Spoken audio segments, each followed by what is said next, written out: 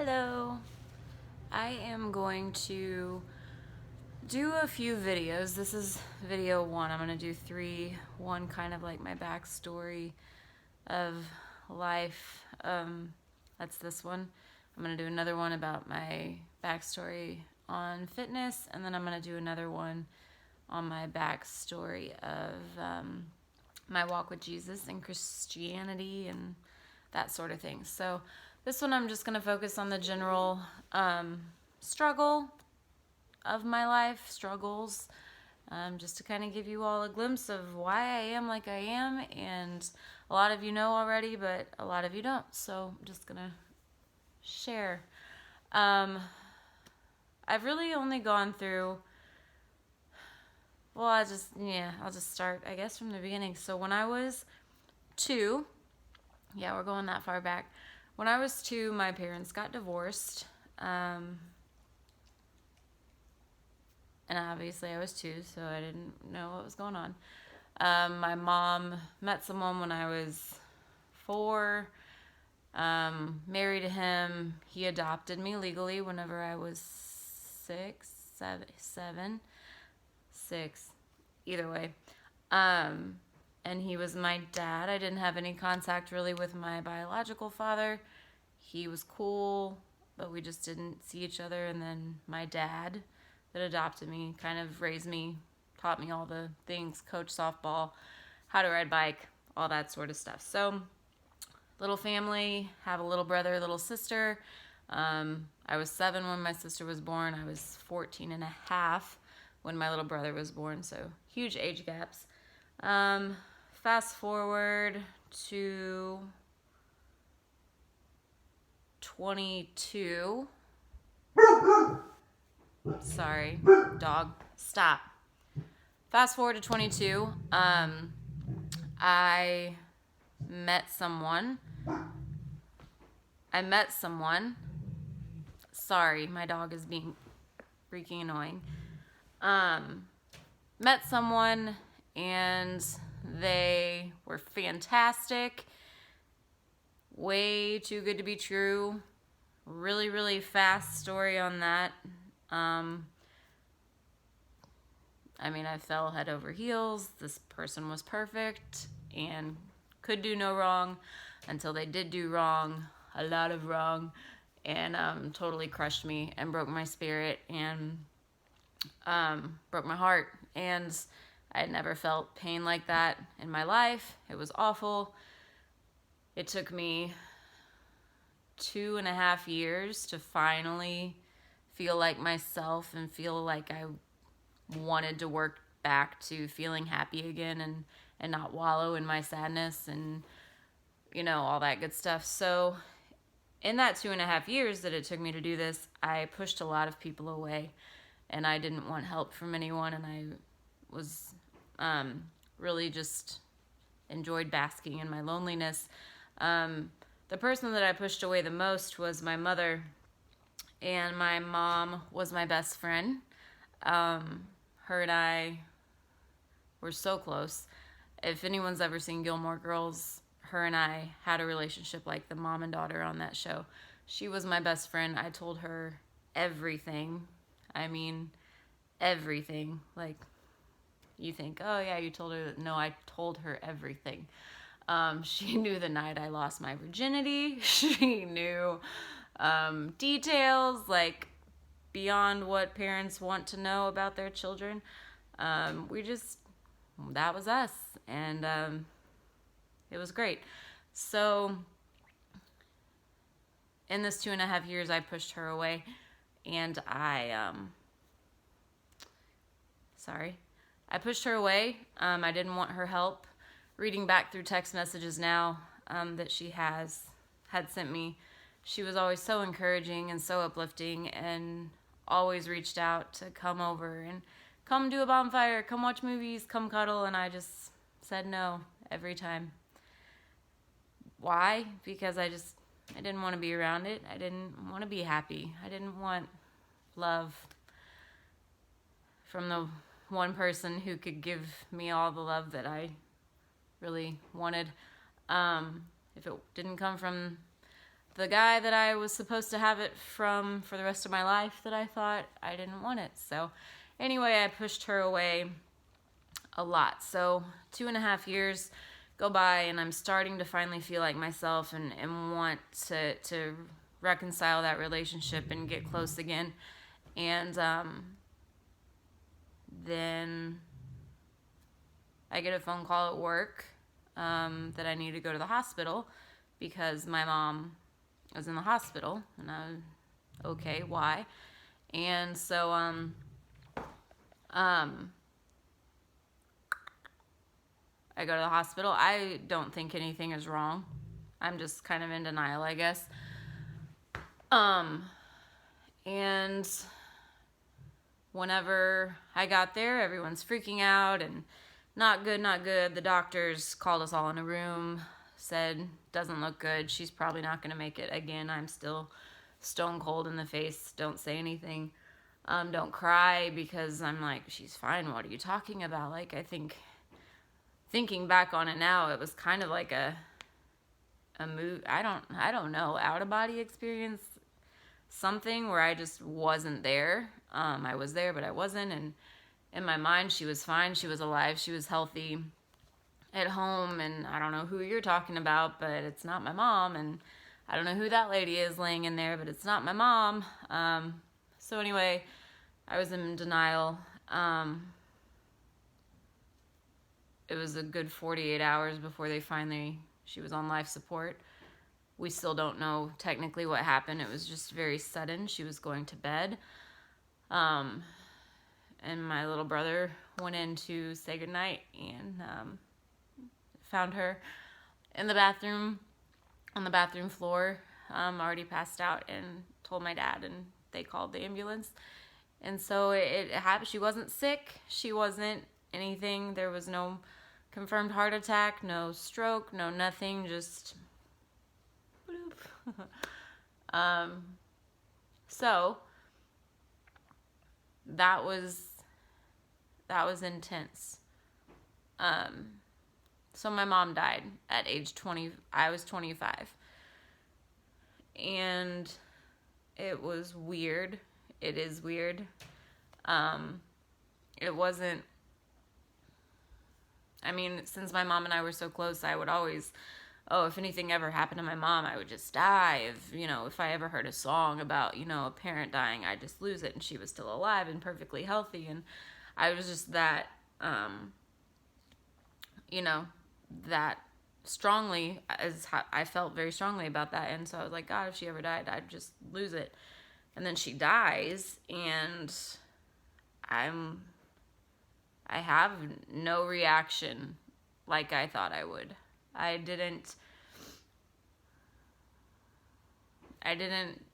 cry as much as I thought I would. I really didn't cry at all.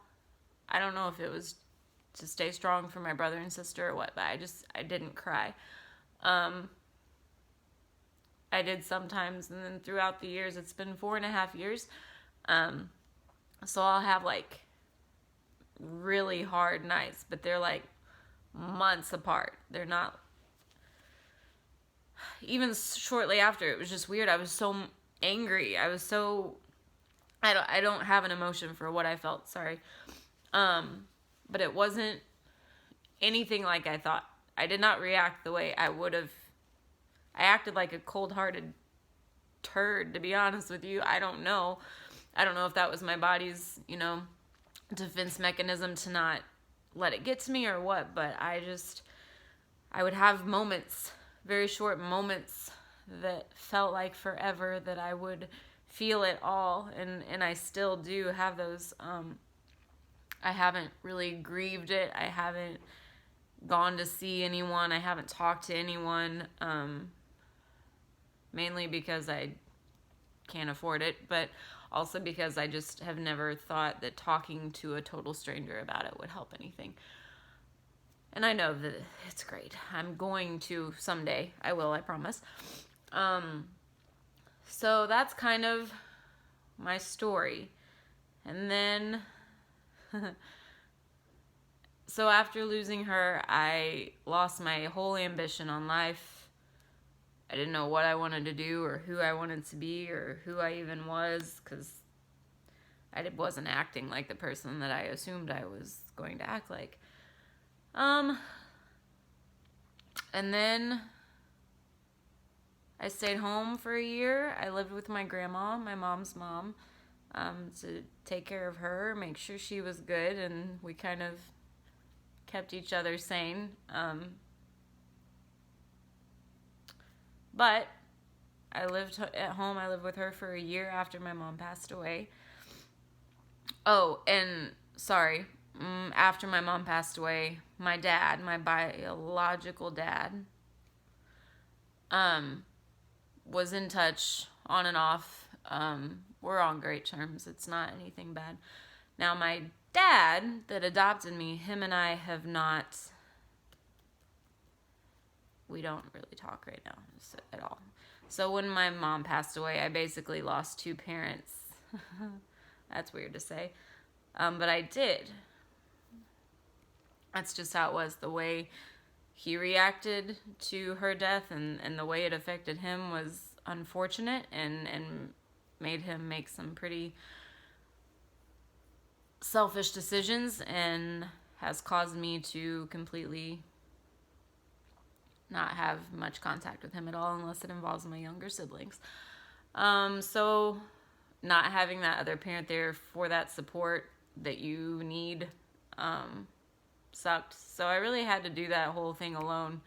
I had little brother and little sister that just lost their mom too, and they didn't get 25 years with her. And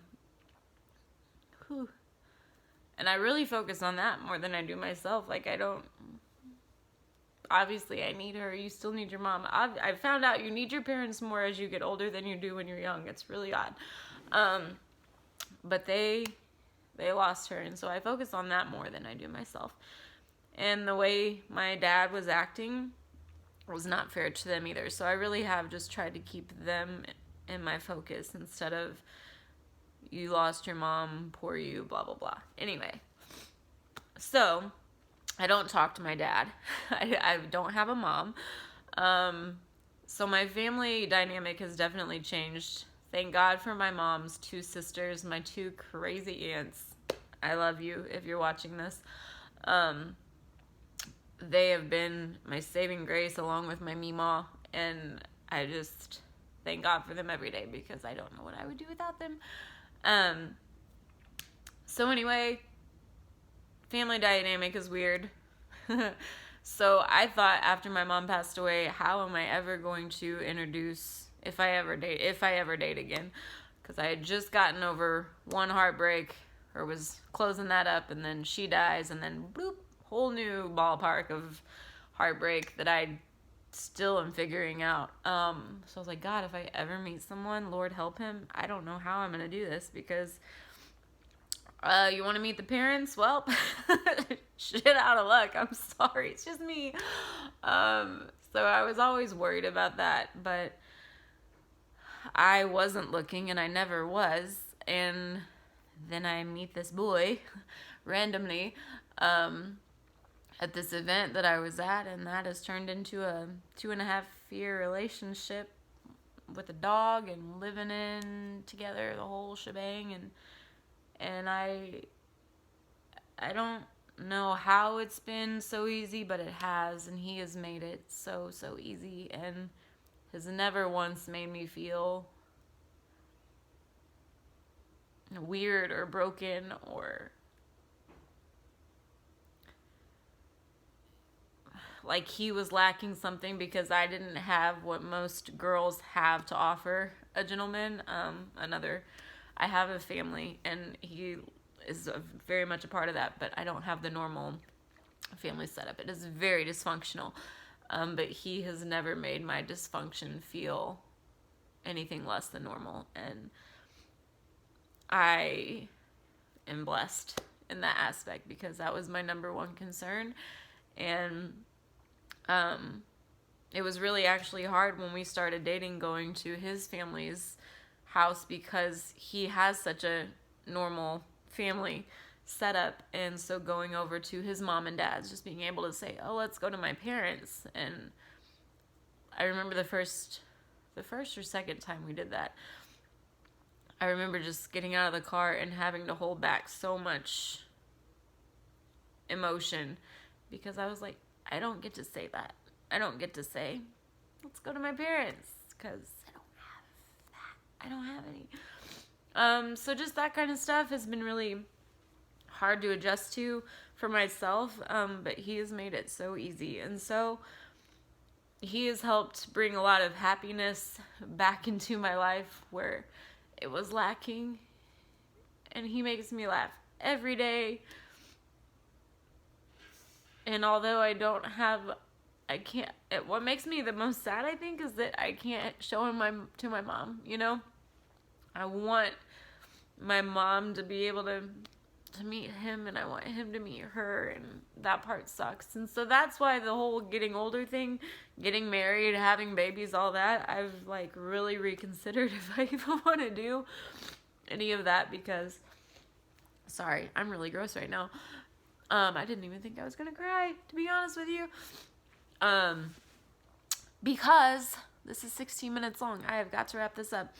Because I don't want to go through those milestones without my best friend. And she was gonna love every bit of my life almost more than I probably would have. So that was gonna be the fun part. But anyway, that is a little backstory of my life. I am not one to be like, oh, poor pitiful me. I am getting through it. I've gotten through it. Every day is hard. More days are becoming challenging than others in a weird way. I don't know. But 4.5 years later still sucks, and it's gonna suck all the time. But that's not an excuse, and I'm not using it as a crutch anymore in life. I don't know if I really even have, or I have to myself. I never say it out loud, but that has been my excuse for not doing a lot of things. So that's my story. That's my heartbreak in a nutshell. I didn't go into the details that I could have, and it's still 17 minutes long. Wow. If you watched this far, thank you. I don't know why, but that's my little story, and that's why I am like I am, and I'm just trying. I'm trying every day. So I will be posting the other videos within the next few weeks when the mood compels me. This was not planned, obviously. I've thought about this, and I've been like, okay, you need to do it when you have yourself together, and I've planned on having makeup on and not being wrapped up in a little grandma blanket that's actually really cute. It's from Target. I love it. And my hair was supposed to be curled, but I don't know. This just happened. This was all raw. One take. So that's that. That's me. And by the grace of God, I'm still kicking. So hope you have a good day, night, whatever time you're watching this. And I'll see you all soon. Bye.